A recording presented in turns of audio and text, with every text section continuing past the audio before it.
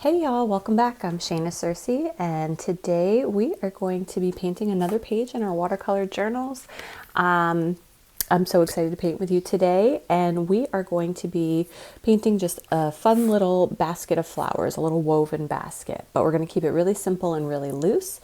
I am actually going to be using my 1/2 inch flat brush here. It's a flat wash brush. This is a Princeton Select, and I'm going to use that for my basket. So first, I'm going to pull out some colors to use. I am going to make my basket blues, like a woven basket of blues. And I'm not going to get too technical, and we're going to keep it really simple. So I'm going to use phthalo blue and Payne's gray to make like a navy color.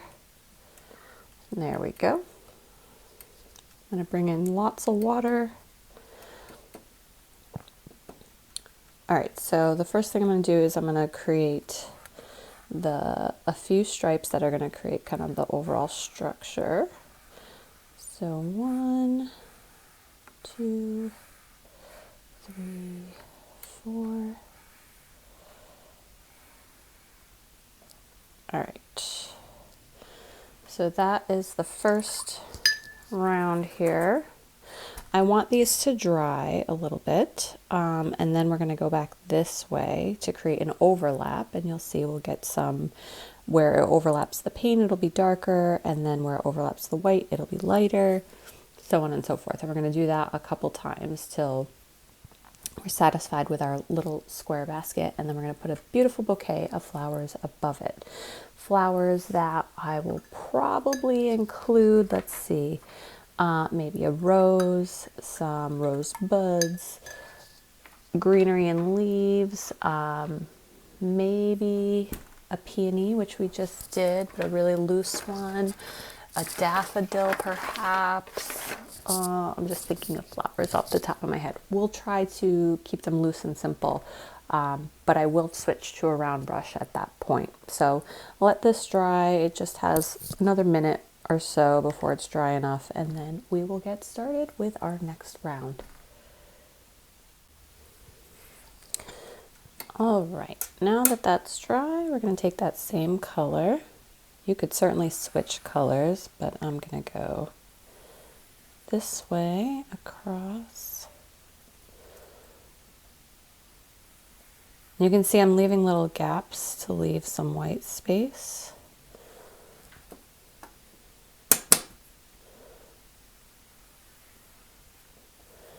There we go. So you can stop here, or you could even go over again in another direction and fill in these gaps here in the centers, and then do another line. And each layer you're just going to get more and more kind of checkered patterns. But I'm going to leave it like this, let that completely dry, and then we're going to add our flowers.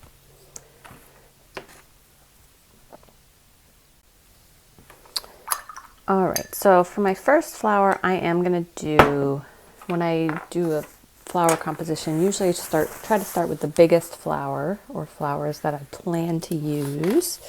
I don't have much of a plan today, so I'm going to start with a rose just because they're easy to kind of choose.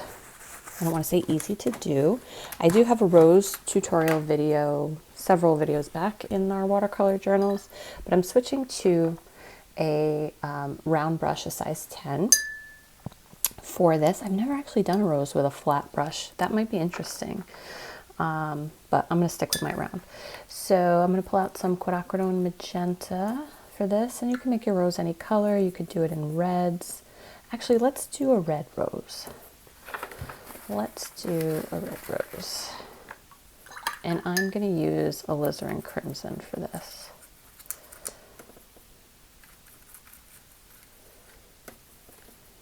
All right, so let's put our colors over here, which I didn't do before. Alizarin crimson,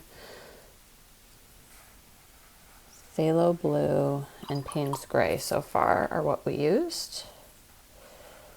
Remember, we mixed our Payne's gray and our phthalo blue together.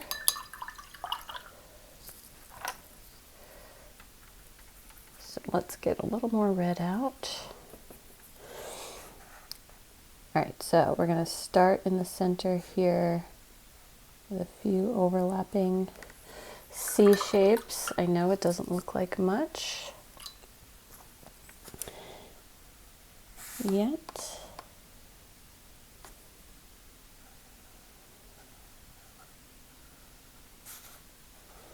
And again, we're going to try to keep this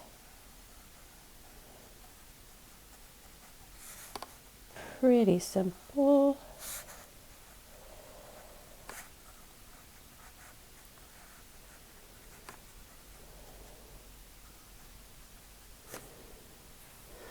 In this perspective, this flower is facing straight out instead of kind of being tucked up, but that's a forced perspective that I'm choosing.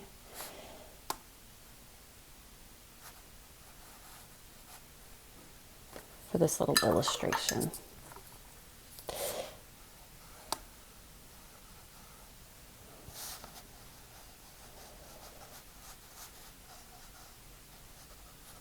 It's a beautiful little red rose.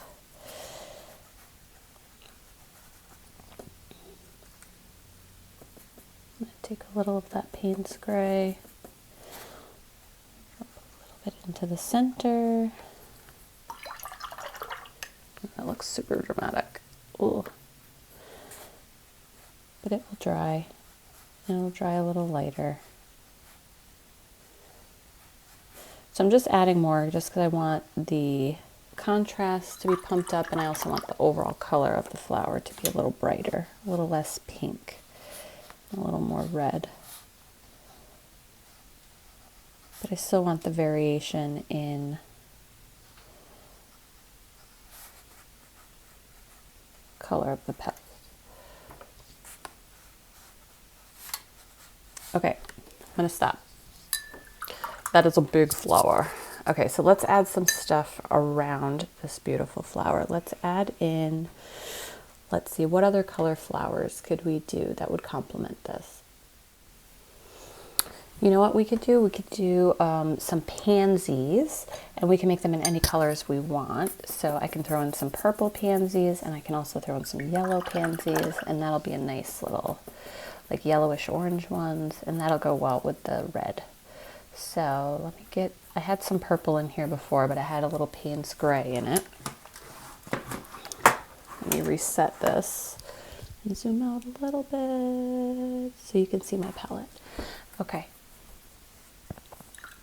So I'm going to start with a light, and these are all just going to be facing forward kind of flowers. So I'm going to tuck this pansy kind of right behind our rose so I can only paint parts of it.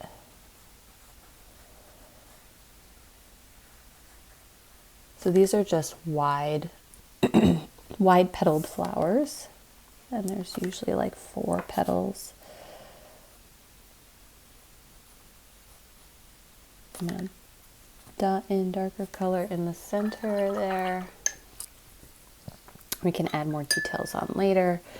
And then let's do another purple one over here. And I'm going to try to make this one so you can see the whole thing. And we'll put a little bit of a yellow center in it. This one, the center is kind of tucked behind, but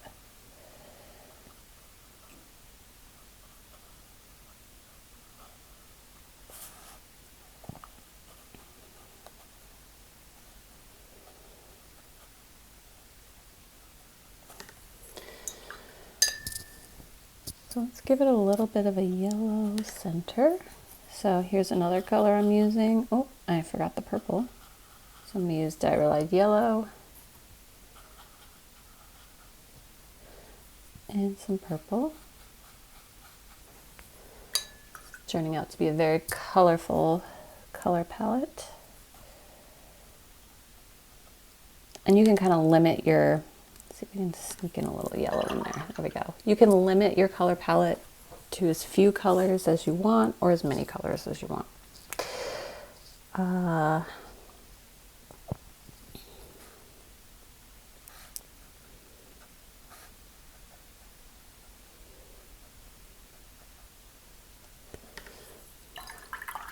There we go.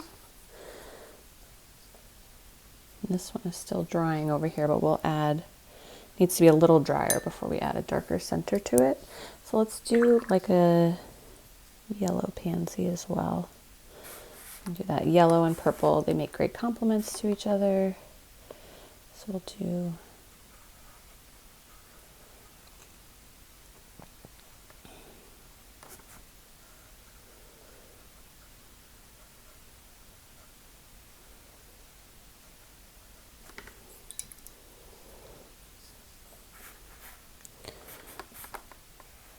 another one right next to the purple.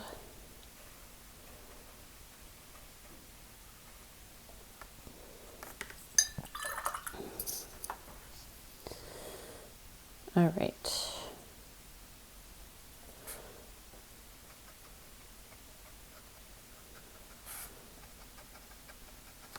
You can even pick up a little of that alizarin and mix it with the diarrhea yellow to get like an orangier color. And pop that in the center.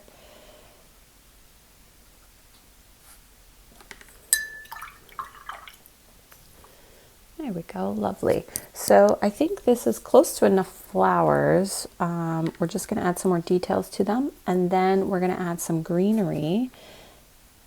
So this is much drier now. Let's add in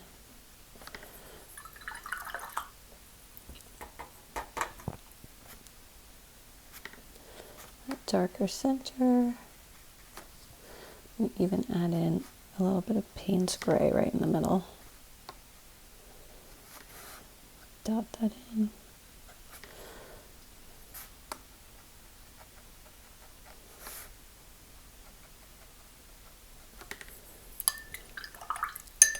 All right, so let's add some green.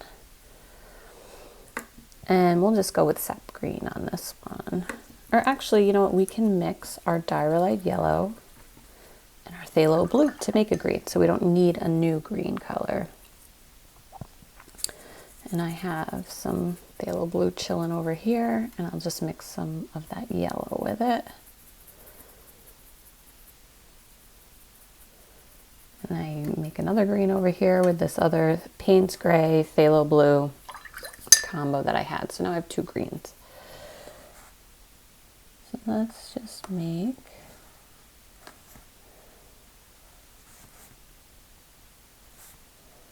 using the tip of my brush.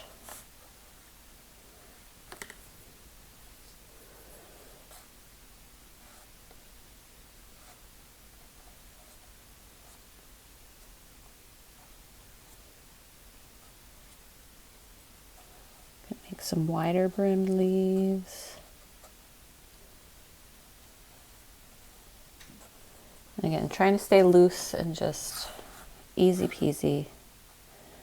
Throw some green down in here.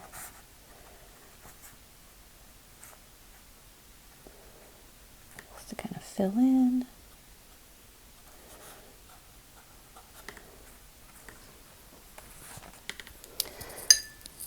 And we'll take our darker green. Whoops. So I got a whole lot of phthalo blue on my brush by accident.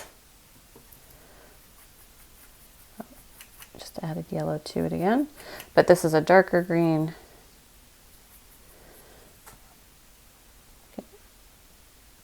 Add a little bit of contrasty green colors. Ooh, that's super dark, but you know what? Super fun. So we have this more olivey green color, and then this really dark forest green color.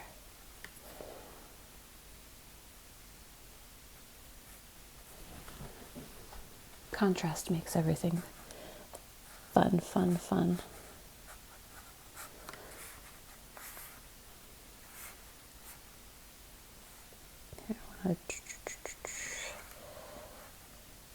There we go.